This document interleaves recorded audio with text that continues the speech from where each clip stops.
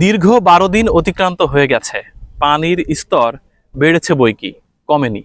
হাজার হাজার বিঘা ফসলি জমি পানির নিচে তলিয়ে গেছে। প্রায়ই শোনা যায় কৃষক বাঁচলে দেশ বাঁচবে, কিন্তু বাস্তবতা ভিন্ন।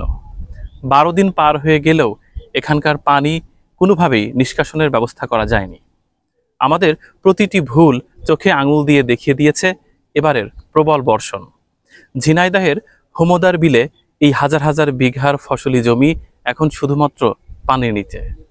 এখানে আপনি দাঁড়াতেও পারবেন না, একটু সরে গেলেই আমাকে তলিয়ে যেতে হবে, এতটা গভীর।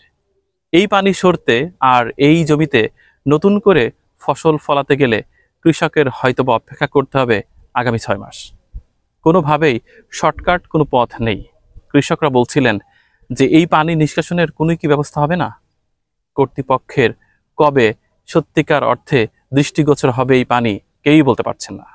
আজকে দীর্ঘ 10 দিন 12 দিন হয়ে যাচ্ছে, পানি নামার কোনো ব্যবস্থা নেই। তাহলে কিভাবে কৃষকরা বাঁচবে বলেন? এই যে হাজার হাজার বিঘে জমি হুমদার বিলি পানির নিচে তলিয়ে আছে, কিন্তু কারুর চোখে এই সরকার বা কোনো লোকের চোখেই পড়লো না যে এরা ঝিনাইদহ জেলার এই হুমদার বিলির মানুষ মরে যাচ্ছে, না খাওয়ার জায়গায় মরে যাবে, এরপরেও মারা যাবে। তো ধান আমরা আবাদ করতে পারলাম না, কিন্তু কি করে আমরা বাঁচবো?